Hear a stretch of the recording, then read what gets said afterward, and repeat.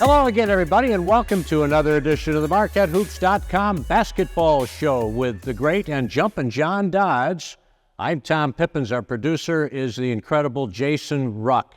We are brought to you by Moonlight Graham, Modern Dental Benefits. Moonlight Graham, a proud sponsor of the program. Craig Caston, you're our MVP. We're full of gratitude for you. Another wonderful connection and guest from JD, Mary Schmitt. We knew her back then, an incredible sports writer. When I say back then, about 4 decades ago, now Mary Schmitt Boyer. That's right. Saw her at the Bo Ellis golf outing. It was a target-rich environment. Saw former guests Tony Smith, Jim Boylan, Bo Ellis, and was able to make contacts for new guests coming up. Our show, and again, we like to thank Craig Caston and Moonlight Graham, but our show is really involves 3 different areas. First, we look back at the history of Marquette basketball. Second thing, we look at Shaka Smart and his recruiting of the current team. And the third thing is really Marquette basketball and involved in the community. And with Mary Schmitt Boyer, we're going to look at the tradition of Marquette basketball. She covered Marquette basketball from 73 to 77. She was a member of the Marquette Tribune, and she was in sports information working for Kevin Byrne, a previous guest. And then when she graduated from Marquette, she went to the Milwaukee Journal, and she covered Marquette from 1981 to 1985. Let's tip it off with Mary Schmitt Boyer. Well, Mary, John Dodge described it best. You're a trailblazer in the business as a writer. It wasn't that easy, was it, particularly for women back in the day? I'm thinking Leslie Visser. You know, you're in that class. It was a tad, my first year covering the Warriors, if I may say so, was 1975. So I'm like Tracy Dodds, Leslie, I think maybe were in, I don't know if they were in at that time. I don't know that I was aware of anyone back then. There was a sports editor at the Washington Post, Shirley Povich. Shirley was a man, so I had always thought that was a woman. But, and, let's not forget I was covering I was planning to cover a men's basketball team at a Catholic school. So I remember going to Al during training camp, first day of practice, October 15th, and just saying, I'm going to be covering the team. I'm the sports editor of the school paper. I'm going to be covering the team this year. What do you want to do about the locker room? And he was like, what do you mean? What do we want to do? We just come in with everybody else. And, I thought, okay. And honestly, it was fun. I had no problems whatsoever in 1975 that I know of, from fans, players, coaches. Kevin Byrne was the PR person, so that was, I was not having any problems ever with him, one of my dearest friends. And here's the thing, I always thought it was just wacky enough of an idea for Al to be totally sold on it, and he made it fun. The players just went along with it. It was fun. There's no 2 ways about it. It was fun. You and Al developed a special relationship to the point, as John was also sharing before we came on, Mary, that you were there in those last days, and there was a very special interchange, a gift, if you will, from Coach to you. It was based exactly on what I was just talking about. I was not there. I was working in Cleveland at the time, but various people were kind of making pilgrimages to Milwaukee. I know you had Kevin on, and Kevin told you about his. And at the time, I was covering the Cavaliers, and the PR director of the Cavaliers was a man named Ed Markey, who had been at NBC a long time and had worked with Al at NBC.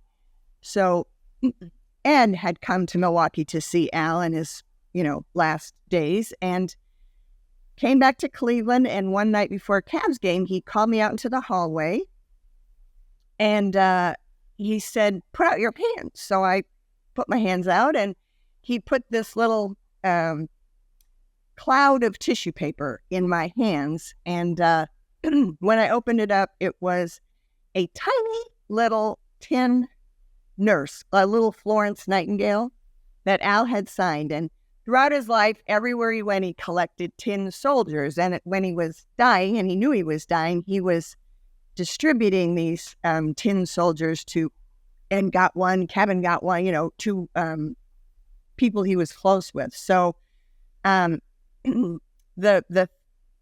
started to cry because I had no idea he would have remembered when Al went in the Hall of Fame.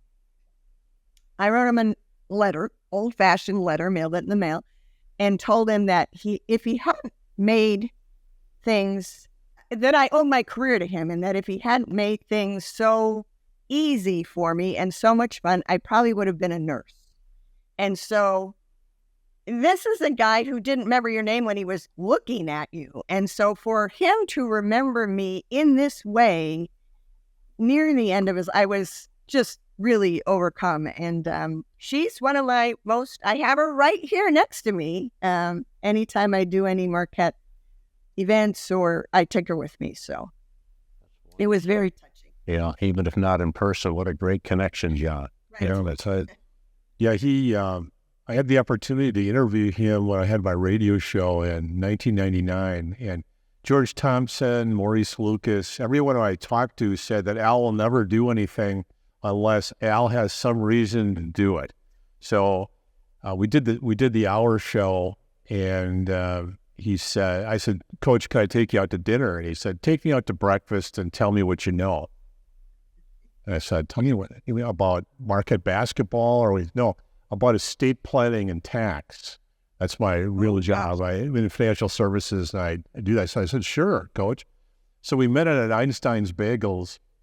He told me his entire situation, and I drew up an estate plan for him. And then, so I followed it up with a second meeting, and he called me up, and he was all nervous because he said, John, I have an attorney, I have a financial advisor, I can't work with you. And I feel guilty that I put you through this. I said, Coach, what you've done for Marquette, you've been important in my life just from afar. Let's meet. So he said, do you collect toy soldiers? And I said, I don't. I collect stamps, and he wasn't interested. I said, had a small coin collection. He wasn't interested. And then I said, I also collect Matchbox cars. And he said, you do? Can you bring them? Can you bring them to our meeting? So I stopped by my parents' house, went in the attic, grabbed the 100 Matchbox cars and put them in the trunk. And at the end of our meeting, he said, did you bring them? I said, excuse me. And he goes, Matchbox cars, did you bring them? So we walked out to my car in the parking lot in Brookfield near Einstein's Bagels, where we met for breakfast. And I popped my trunk open, and he starts examining all my Matchbox car collection. And he starts making comments where I can tell a lot about you as a person just by the quality of your collection. You kept the original boxes, and the price tags are on them. Why is that important, John? Tell me why that's important. And I said, so I can carbon date them. I know I bought them at Ben Franklin. They're 37 cents. So I bought them in 67. He goes, exactly.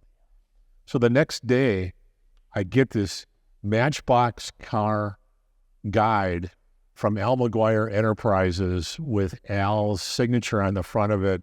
Dear John, thanks for the help, Al McGuire. And so he told me he did that to his postman. He did it to all the people that he touched in life. He had all these knickknacks, and his wife, Pat, would say, what the heck are you going to do with all this crap? And he said, I'm going to give it to all the people who are important to me. So it was really interesting how he changed toward the end. Very I don't know, John, or Tom, if you had this experience when I worked at the Journal, and this was mostly later in my career at the Journal. You were interviewing him about Al's run. Like once a year, you'd call his secretary and say, I need to talk to Al in the next 2 weeks or whatever it is ahead of the run. So she would call you back with the time and place, and there was no negotiating. It was always some dive. It could be a dive breakfast place. It could be a dive bar. It could be anywhere. But he would tell you where to meet him. And if you wanted to talk to him, you have to go. I don't know if you guys had that experience, but you always waited for that phone call, and you were ready to leap into action. And Casey said this would be like in 10 minutes at, somewhere downtown or something. I remember running in Al's run with Allie, his son, of course, and he asked how we had finished, and we told him. He said, "Hey, I don't even run but once a year, and I beat you guys by about 10 minutes. What's going on?" But he had this way, didn't he, Mary? There was a presence about him. I remember we were covering the Brewers in Arizona so many years ago, Dobson Ranch Hotel, I think, or so. Anyway, we're near the pool, and here comes Al. He was in for a speaking engagement, and he just took over. You felt like you'd known him for 100 years, even if it was just, and he always made people feel good, didn't he?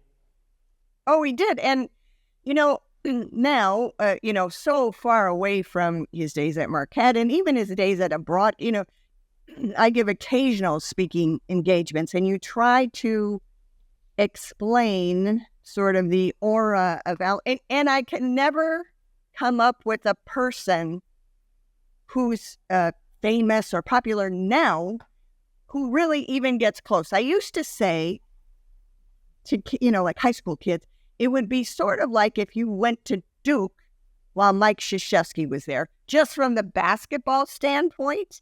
But I would always say, but Mike Krzyzewski's kind of a normal guy. Al was, no. It's just really, if you don't know him, it's really difficult to tell anybody who didn't know him what he was like. Yeah, that's when on my interview, I was trying to throw him a softball that I thought he was going to rip out of the park, and kind of like Johnny Carson used to do to Bob Uecker, where he'd say Bob, and he'd throw him a softball, and Uecker would turn on it. So about a week before our interview, Jim Jones had come back and graduated from Marquette in 1999. It was like 27 years after he left for the ABA and then the NBA. He got his degree, and Al and Hank were really proud of him for doing that.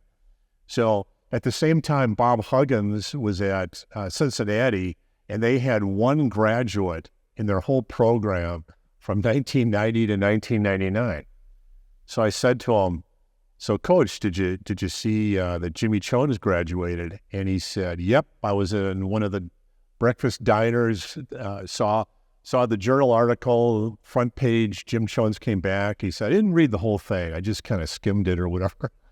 So I said, "You know what that means, Coach?" And he said, "What?" I said that in the 1990s, you have the same graduation rate as Bob Huggins at Cincinnati. So I'm just waiting for him to turn on or wherever. He goes, oh no. We made sure our guys went to class. We made sure. I'm going to call Hank. As soon as this interview is over, I'm going to call Hank. He'll get all the numbers for you. We made sure the guys graduated. I re-explained it, and then I just turned to my engineer and just said, we'll just cut that out. You didn't get to ask him a lot of questions. Like, he'd answer your first question, and then he just was off. Yes. And then after 20 minutes, he'd say, "You got enough," and you did. And he was on to something else. So when you covered him as a student, actually you were at the Tribune and then went to Kevin Burns' department in sports information, which when I was a kid, that was when I'd read Kevin Byrne. I want to be in sports information when I come to Marquette. I just thought the world of Kevin Byrne. And so you worked there from 76, 77, the championship year. What was it like when he announced his retirement? That had to be a shock wave, December or so of 76. As I recall, I think it was a Friday afternoon. I was thinking about this knowing it was coming on the show. I think it was a Friday afternoon in it was cold, gray, typical Milwaukee December afternoon. It was like someone died, basically, when I got into the office. And then we quickly shifted. I think it was at the Wisconsin Club, if I'm not mistaken, the actual press conference.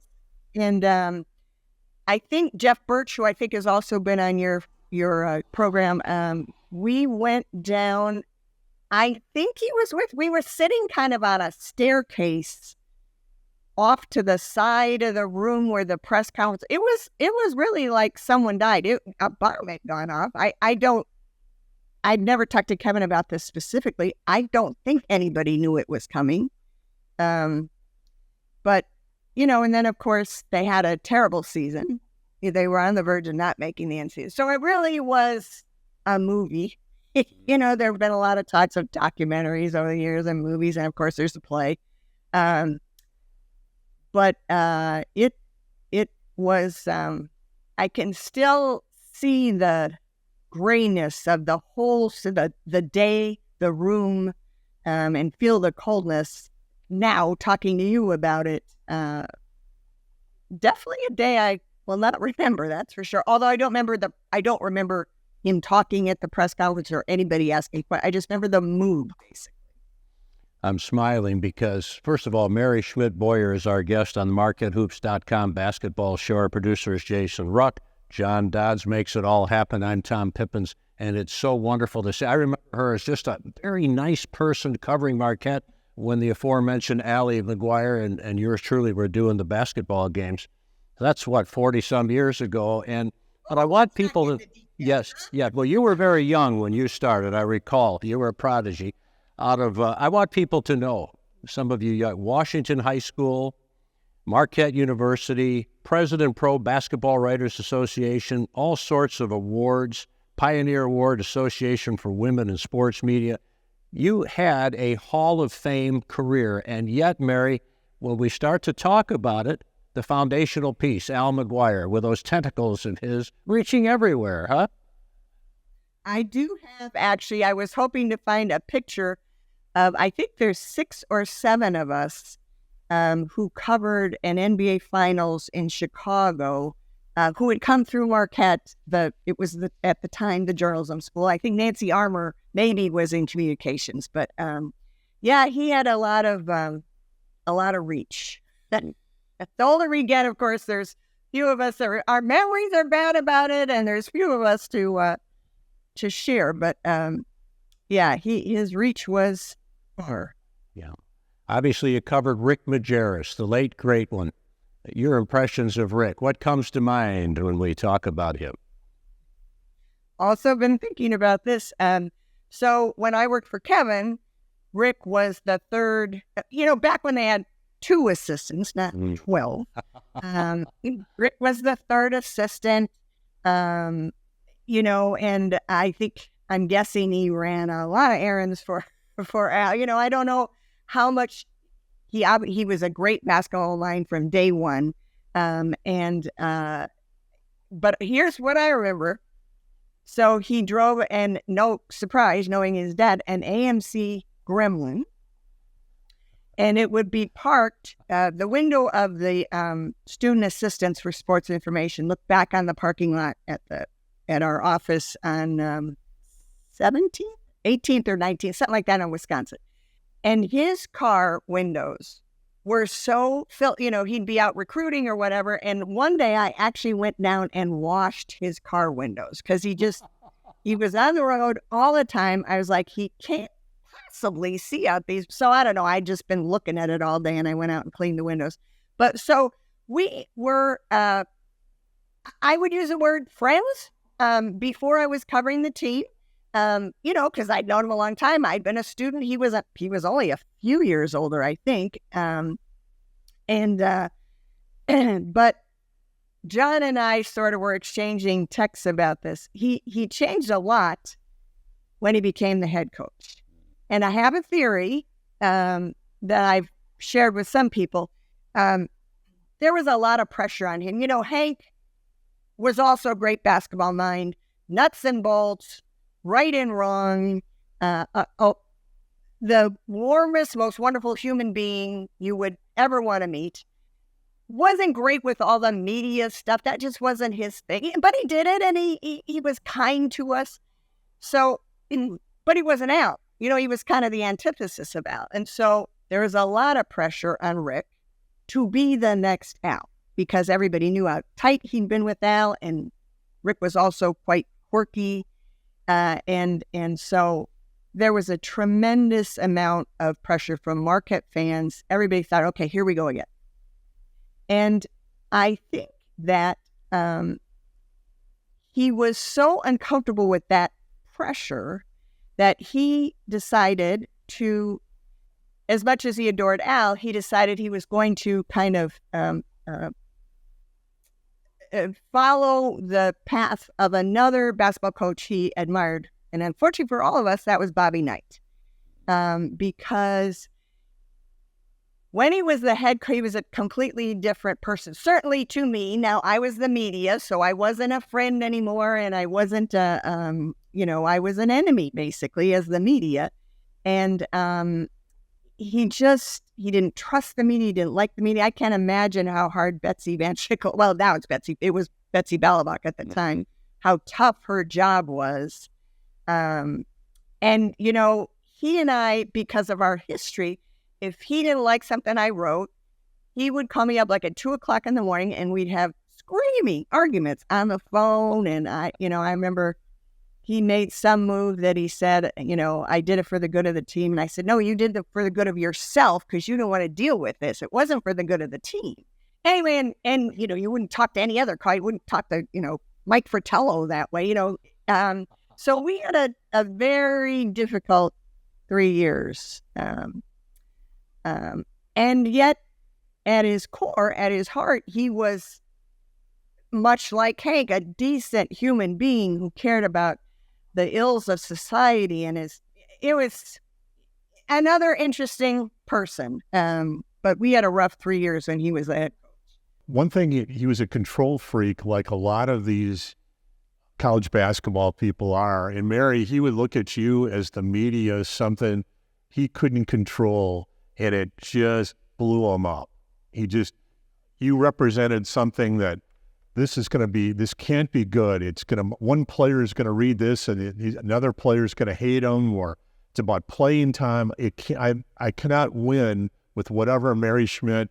It wasn't you personally. I think it was just your profession. And these guys are control freaks, and it really bothers them that they can't control the media. Mary, I'm interested here on your resume. Yep, check. Great career, awesome. And then I see North Olmsted Urgent Care, Rebound Physical Therapy from 2014 to 2019. Know you have a great heart. Wonder what the backstory is there, if you don't mind sharing it. So I decided in 2014, as I mentioned earlier, that journalism was not journalism anymore. It was not what I had been trained to do. I had written a story. The Cavs had a player named Anderson Varejão, and he was a Brazilian with this big floppy mop of hair. And somewhere in the summer, I saw a picture of him wearing a baseball cap, and it looked as if he had cut his hair. I knew that if I tweeted that picture and said, did Anderson Varejão cut his hair, that it would be like an internet sensation. And it was. It was like the top read, and I might have read a paragraph or something. It was the top read story in the Cleveland Plain Dealer for like 48 hours. Wow. And I thought, you know what? I didn't sign up for this. This is ridiculous. And it was all about clicks, who got the most clicks and blah, blah, blah. So Zydrunas Ilgauskas was a player for the Cavaliers, Lithuanian player. I believe he was, when I started, he was the first draft choice that I covered. And his wife, Jennifer, she was American. She was from Pennsylvania. She had thought she wanted to go to medical school, so she started medical school and then decided that she didn't want to go to medical school. And eventually, after Zydrunas had a history of foot problems, and had gone to many, many physical therapists.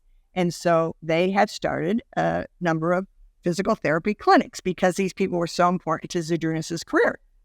Then they found out that if you partnered with a urgent care and somebody came in with a broken arm, you could set the broken arm and then you could say, and by the way, we have a physical therapy clinic next door to help you rehab. And so in 2014, I was just really floundering. I didn't know what I wanted to do. And Jennifer and I had become friends. We meet for coffee occasionally. And she said, well, I have an opening. If you think, I said, Jennifer, I don't know anything about medicine. She said, I can teach you everything you need to know. And I ended up being an office manager. So I was doing things like payroll and things like that. And she did teach me everything I needed to know.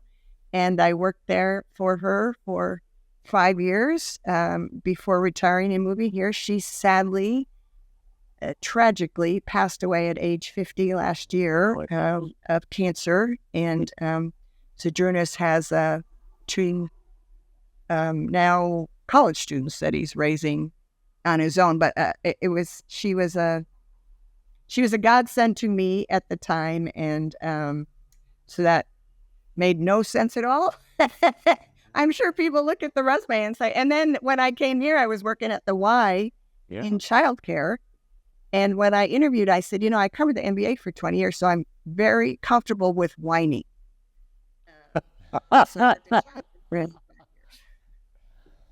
But yeah, it was hard to not do anything once you retire. She just, so I learned a lot at age, whatever I was, 60 maybe.